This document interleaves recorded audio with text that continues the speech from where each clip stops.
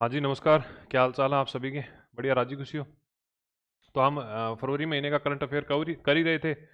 और मेरे हिसाब से जितना कुछ अभी तक हमने पढ़ा है वो सब आपने अच्छे तरीके से रिवाइज कर लिया होगा। जितनी भी क्लासेस हमने करी हैं वो सारी कवर कर लिए होंगे और उसका रिवीजन भी अच्छे तरीके से किया होगा। पीडीएफ नोट्स आपको एप्लीकेशन में अपलोड करवाई दिए गए हैं। टेस्ट जो है वो भी अपलोड हो जाएगा, या तो हो गया होगा या फिर अपलोड हो जाएगा फरवरी महीने का। अभी तक जितने महीने का करंट अफेयर अपन ने पढ़ा है वो सारा का सारा टेस्ट के माध्यम से भी कवर कर लिया है। नोट्स आपको उपलब्ध कराए दिए हैं, तो फरवरी महीने तक का करंट अफेयर कंप्लीट है। अब थोड़ा सा बजट आर्थिक समीक्षा को लेकर डाउट है कि सर करवाओगे या नहीं करवाओगे, तो करवा ही देंगे। ठीक है, उसकी क्लासेस लग जाएंगी, उसके नोट्स भी प्रॉपर तरीके से वेल मेंटेन तरीके से, जैसे आपको करंट अफेयर मंथली नोट्स मिलते हैं इसी प्रकार से नोट्स मिल जाएंगे। और बेहतरीन तरीके से, मतलब जैसे सुजस में भी बजट आ ही गया है तो वो थोड़ा सा अकॉर्डिंग टू आपके सिलेबस है और टू द पॉइंट है, तो वो सारी चीज़ें हम फरवरी के करंट अफेयर से भी कवर कर लेंगे। बजट वाले साथ जो आपका सुजस आता है ना, मंथली सुजस आती है वो। तो अब आज की क्लास में हम स्टार्ट करने वाले हैं फरवरी महीने का करंट अफेयर। स्टार्ट तो क्या करने वाले हैं, आज ये जो है फरवरी महीने की करंट अफेयर की लास्ट क्लास है 2026 के लिए। इसमें हम बात करेंगे खेल परिदृश्य को लेकर। कुछ दो चार पांच इंपॉर्टेंट महत्वपूर्ण इवेंट हैं उनके बारे में बात करेंगे। ज़्यादा लंबी चौड़ी क्लास ये नहीं रहने वाली, लगभग ये मानो कि भाई 15 मिनट के आसपास की क्लास रहेगी, जिसमें हम स्पोर्ट्स फरवरी महीने के नेशनल और इंटरनेशनल जो मुख्य मुख्य इवेंट थे उनको कवर करते हुए चलेंगे। जिसमें पहला जो आपका इवेंट है वो है विंटर गेम्स को लेकर, विंटर ओलंपिक को लेकर। जिसमें आपको ध्यान रखना है, आपके नोट्स में जो है यहाँ पर शायद कुछ अलग संख्या दे रखी थी, पर आपको यहाँ पर काट के कौन सा करना है, 25वां। तो 25वें शीतकालीन ओलंपिक का आयोजन कहाँ पर किया गया है, सबसे पहला क्वेश्चन यही बनता है। तो मिलान में किया गया है। मिलान जो है इटली का एक शहर है और वहां पर इसका आयोजन किया गया है। अब जाहिर सी बात है, शीतकालीन ओलंपिक है, इसका मतलब ऐसे स्थान पर किया जाएगा जहां बर्फ पड़ती हो, बर्फीला स्थान है वहां पर इसका आयोजन किया जाएगा। मोस्ट ऑफ इसके अंदर जो इवेंट होते हैं वो भी जो बर्फ से ही संबंधित होंगे। अगर मान लो हॉकी खेलनी है तो फिर वो आइस हॉकी होगी। ठीक है, इस प्रकार से जैसे अगर बीच गेम का आयोजन होता है तो बीच गेम में अगर वॉलीबॉल भी खेल रहे हैं तो फिर बीच वॉलीबॉल हो जाएगा। ठीक है, अगर बेसबॉल भी खेल रहे हैं तो बीच बेसबॉल हो जाएगा। इसी प्रकार से आपको ध्यान रखना है कि भैया शीतकालीन ओलंपिक है, इसका आयोजन मिलान में इटली के अंदर हुआ है। आयोजन तिथि कब है, तो 6 फरवरी से स्टार्ट हुआ था 22 फरवरी तक। ठीक है, इसमें कुल 8 खेलों के 16 विधाएं शामिल थी और कुल 116 पदकों के लिए जो है ये पूरा पूरा प्रतियोगिता है वो आयोजित करवाई गई है। बात करें शुभंकर की या मैस्कॉट की, तो इसमें मिले और टीना, मोस्ट ऑफ कंडीशन में अंदर अंदर मोस्ट ऑफ सिचुएशन के अंदर आपको मिले और टीना दो नाम दिखेंगे। परंतु आपको ध्यान रखना है, जो ये मिले है ये दोनों कछुए हैं ये। ठीक है, कछुए हैं, और यहाँ पर जो मिले है ना, मिले जो है और टीना है, ये दोनों बहन भाई हैं। और टीना जो है ये इसकी है ओलंपिक की, शीतकालीन ओलंपिक की। जबकि मिले जो है ना ये पैरा ओलंपिक का है, पैरा ओलंपिक शीतकालीन ओलंपिक होंगे। और जो आगे हम वापस से पढ़ेंगे तो उसकी ये शुभंकर है, तो थोड़ा सा ध्यान रख लेना ही। ठीक है, नया खेल अब की बार कौन सा हुआ, स्की पर्वतारोहण, मतलब जो आपकी बर्फीले पहाड़ होते हैं वहां से नीचे आते हैं, एक फंटा सा होता है लकड़ी का, उस पे पैर वगैरह रखकर, तो उसे हम स्कीइंग बोलते हैं। और इसके अंदर प्रथम रैंक नॉर्वे ने हासिल करी है, 18 गोल्ड मेडल, 12 रजत और 11 कांस्य मेडल के साथ में कुल मिलाकर इन्होंने जो है वो फर्स्ट रैंक यहाँ पर हासिल की है। थोड़ा सा इतना सा देख लेना। अब भारत क्या इसमें शामिल हुआ था, निश्चित रूप से हुआ है, परंतु निराशाजनक परफॉर्मेंस यहाँ पे रही है, क्योंकि पूरे विंटर ओलंपिक के अंदर भारत ने एक भी पदक नहीं जीता है। बात करें अपने जो दल था, जो टीम थी, उसके अंदर उद्घाटन समारोह के अंदर जो झंडारोहण किया था यार, जिसके हाथ में झंडा था वो किसका था, स्केयर आरिफ खान का। ठीक है, और समापन समारोह में ध्वजवाहक कौन था, तो स्टेनजिन। ठीक है, ये दो नाम ध्यान रखो तो ठीक है। बाकी मेरे को नहीं लग रहा है कि यहाँ से क्वेश्चन आएगा, कारण ये है कि यहाँ से हमने गोल्ड मेडल वगैरह जीता नहीं है और नेगेटिव ही इफेक्ट रहा है भारत का यहाँ पर। ये बात होगी इंटरनेशनल इवेंट की। अब हम बात कर लेते हैं कि भी नेशनल इवेंट के अंदर, तो नेशनल इवेंट के अंदर खेलो इंडिया गेम्स होते हैं, बीच गेम भी होते हैं, यूनिवर्सिटी गेम अपने पूर्णिमा यूनिवर्सिटी जयपुर में हुआ ही है, और जो है वो रेगुलर गेम खेलो इंडिया के तहत होते हैं। इसी दौरान खेलो इंडिया विंटर गेम्स का भी आयोजन किया गया है, जो कि हमने जनवरी महीने में भी पढ़ा था, क्योंकि इनकी जो स्टार्टिंग है वो जनवरी और फरवरी महीने में हुई है। देखो, जनवरी में भी इनका आयोजन हुआ और फरवरी के अंदर भी इसका आयोजन जो है वो किया गया है। ठीक है, दो चरणों के अंदर इसका आयोजन हुआ है, जिसमें पहला चरण तो है वो फर्स्ट जो लेवल है वो हुआ था लेह के अंदर, और दूसरा जो चरण है वो कहां पर हुआ है, गुलमर्ग के अंदर। हमने फर्स्ट चरण तक पढ़ लिया था कि फर्स्ट चरण का आयोजन जब लेह में हो रहा था, उस समय जो फर्स्ट रैंकिंग थी वो हरियाणा की थी। और हरियाणा की जो टीम है इस पूरे इवेंट के अंदर सबसे ज्यादा खिलाड़ी खिला रही है। लगभग 62 खिलाड़ी ऐसे हैं जो हरियाणा टीम के अंदर शामिल है। ठीक है। परंतु जब फाइनल एकदम से कंक्लूजन निकला है, फाइनल जब दोनों चरण हुए हैं, उसके बाद में पदक श्रेणी जो है उसके अंदर पदक तालिका में प्रथम स्थान भारतीय सेना का है, जिसने 9 मेडल जीते हैं गोल्ड, 6 जीते हैं रजत और 8 जीते हैं कांस्य। ठीक है, तो इस प्रकार के से 9 और 6 15 और 23 टोटल जो पदक है वो कितने जीते हैं भारतीय सेना ने? 23 पदक जीते। 23 पदक जीतकर भारतीय सेना खेलो इंडिया विंटर गेम्स के अंदर प्रथम स्थान पर है। दूसरे स्थान पर कौन है? तो दूसरे स्थान पर हिमाचल है। हिमाचल ने 6 गोल्ड जीते हैं और 7 जो है आपके रजत और यहाँ पर एक जो है वो कांस्य जीता है। कुल मिलाकर 14 पदक यहाँ पर जीत लिए हैं, तो 14 पदक जीत के दूसरे स्थान पर है। सर्वश्रेष्ठ एथलीट की बात करें तो इस्कामा जो है ये लद्दाख से खिलाड़ी हैं और इनको जो है वो सर्वश्रेष्ठ खिलाड़ी का पुरस्कार यहाँ पर इस पूरे इवेंट के अंदर दिया गया है। कितने चरणों में इसका आयोजन हुआ? 2 चरणों के अंदर। कहाँ कहाँ पर? एक तो लेह में और एक आपका जो है वो गुलमर्ग के अंदर। ठीक है, आयोजक कौन है? तो भारतीय खेल प्राधिकरण इसका आयोजक है। पहली बार इसके अंदर फिगर स्केटिंग को शामिल किया गया है। किसको शामिल किया गया है? फिगर स्केटिंग को शामिल किया गया है। ठीक है, फिर इसके बाद में आपको ध्यान रखना है 16वें आईसीसी अंडर 19 वर्ल्ड कप पुरुष प्रतियोगिता का आयोजन 2 देशों के अंदर, एक तो जिम्बाब्वे और एक नामीबिया, इन दोनों देशों के अंदर संयुक्त रूप से मेजबानी करने के बाद में इसमें आयोजन किया गया है। आपको ध्यान रखना है ये इवेंट आपको छोटा लग सकता है, पर इस इवेंट के थ्रू बड़े बड़े खिलाड़ी देश को मिले हैं। जैसे आपका विराट कोहली है, शुभमन गिल है, हाल फिलहाल में जो खेल रहे हैं इनकी बात कर लेते हैं तो विराट कोहली ने अंडर 19 में कप्तानी करी है। आपके शुभमन गिल हैं, अभिषेक शर्मा है, ये सभी के सभी खिलाड़ी अंडर 19 खेल के हैं। ठीक है, इसी प्रकार से अब वापस से 16वें आईसीसीआई जो वर्ल्ड कप का आयोजन हुआ है अंडर 19 में, इसमें आपको एक तो सबसे पहले बात ध्यान में रखनी है कि आयोजन कहाँ पर हुआ है? तो जिम्बाब्वे और नामीबिया में। कुल कितने खिलाड़ी इसमें पार्टिसिपेट कर रहे हैं? तो कुल आपको ध्यान रखना है कि भैया कुल 16 टीमें ऐसी हैं, कुल 16 टीमें ऐसी हैं जो इसमें पार्टिसिपेट कर रही हैं। इसमें आपको ध्यान रखना है फाइनल मैच जो हुआ वो भारत और इंग्लैंड के बीच में हुआ है। इसमें जो राजस्थान रॉयल के खिलाड़ी हैं बिहार से हैं आपके वैभव सूर्यवंशी, इन्होंने 80 गेंद के अंदर 175 रन बनाए और इसी की बदौलत भारत की जो कुल स्कोरिंग रही थी वो 411 रन रहे थे। 9 विकेट गंवाकर भारत ने आईसीसीआई अंडर 19 वर्ल्ड कप के अंदर कुल कितने रन बनाए हैं? 411 रन बनाए हैं। ठीक है, अब इसकी जवाबी पारी में फाइनल में विरोधी जो टीम थी, इंग्लैंड की टीम थी, उन्होंने लगभग जो है वो आपके 311 रन बनाए और 100 रनों का गेप रहा है। तो अगर आपसे पूछे कि भी विजेता कौन है, तो विजेता आपकी कौन सी होगी? भारत टीम। और उपविजेता कौन है? उपविजेता जो है वो इंग्लैंड है। भारतीय टीम की कप्तानी आयुष म्हात्रे ने की है। ये सारी चीज आपको ध्यान में रखनी है।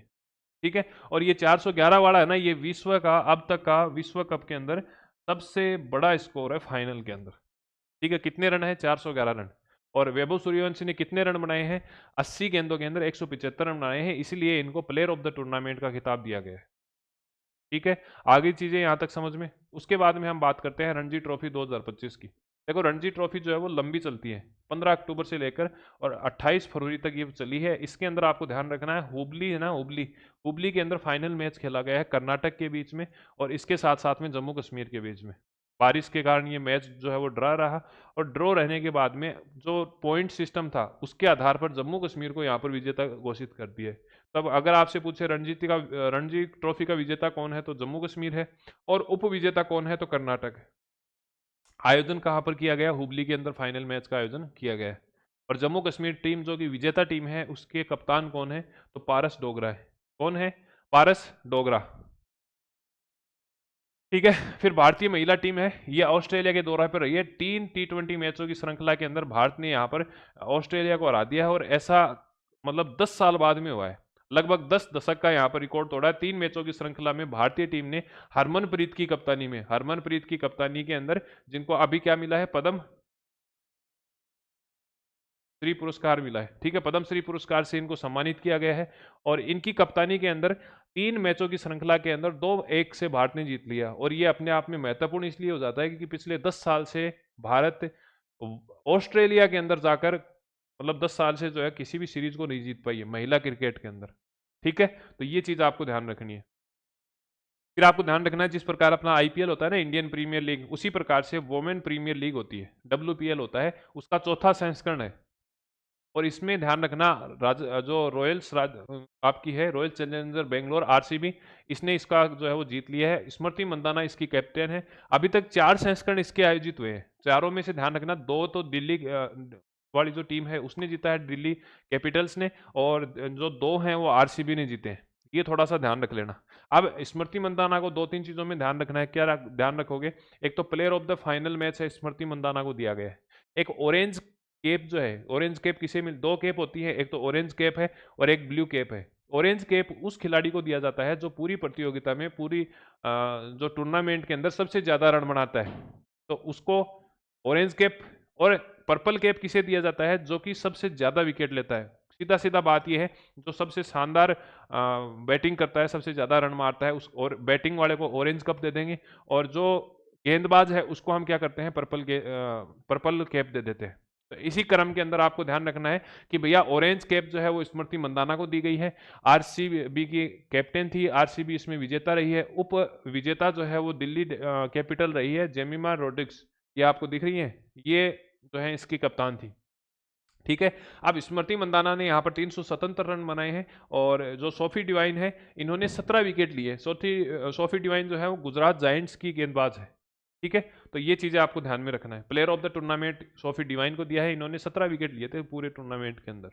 ठीक है। एशिया राइफल पिस्टल चैंपियनशिप का आयोजन डॉक्टर करनी सिंह शूटिंग रेंज के अंदर हुआ है। भारत ने कुल कितने 94 पदक जीते हैं, जिसमें से 51 स्वर्ण पदक हैं, 23 रजत पदक हैं, और 20 क्या है, कांस्य पदक है। ठीक है। और सीनियर श्रेणी की बात करें तो 13 गोल्ड, 11 रजत और 9 कांस्य सहित कुल 33 पदक जीते हैं। कितने पदक जीते हैं? अगर ऑल ओवर बात करें तो 94 पदक है, 94 मेडल जीते हैं। और अगर हम बात करें सीनियर कैटेगरी के अंदर, तो सीनियर में आपको ध्यान रखना है 33 मेडल हमने जीते हैं, जिसमें से आपके 13 तो गोल्ड मेडल है, 11 रजत हैं, और 9 कितने हैं, कांस्य पदक है। ठीक है। आप गोल्ड मेडल वालों की बात कर लेते हैं। इतने पदक हम साथ में याद तो रख नहीं पाएंगे, पर गोल्ड मेडल वाले जरूर देख लेते हैं कि 10 मीटर एयर राइफल महिला वर्ग के अंदर ईसा सिंह ने जीता है, पुरुष के अंदर रुद्रांश पाटिल ने जीता है। 10 मीटर एयर राइफल महिला टीम के अंदर ध्यान रखना, इंदर सिंह है, सुरुचि है, मनु बाखर है, और ईसा सिंह है। ठीक है। फिर बात करते हैं 10 मीटर एयर राइफल, तो पुरुष श्रेणी के अंदर रुद्रांश पाटिल है। देखो एक बात बताऊं, जो एकल में विजेता है ना भाई, मेरे को एक बात बताओ, एकल में रुद्रांश है तो वो टीम में भी शामिल है। अगर एकल में ईसा है तो ईसा जो है वो आपकी टीम में भी शामिल है। आगे बात समझ में? तो ये तो याद हो ही जाएगा। इसके अलावा ध्यान रखना, टीम में मनु बाकर है, सुरुचि है, ये महिला टीम के अंदर है 10 मीटर के अंदर। ठीक है। 10 मीटर पुरुष के अंदर रुद्रांश पाटिल है, अर्जुन है, और विशाल है। इसके बाद में हम बात करते हैं 25 मीटर महिला टीम की, तो ईसा सिंह है, मनु बाकर है, और रिदम सागवान है। तो मनु बाकर और ईसा सिंह तो दोनों ही टीम में है, 10 मीटर में भी है और 25 मीटर एयर राइफल के अंदर भी है।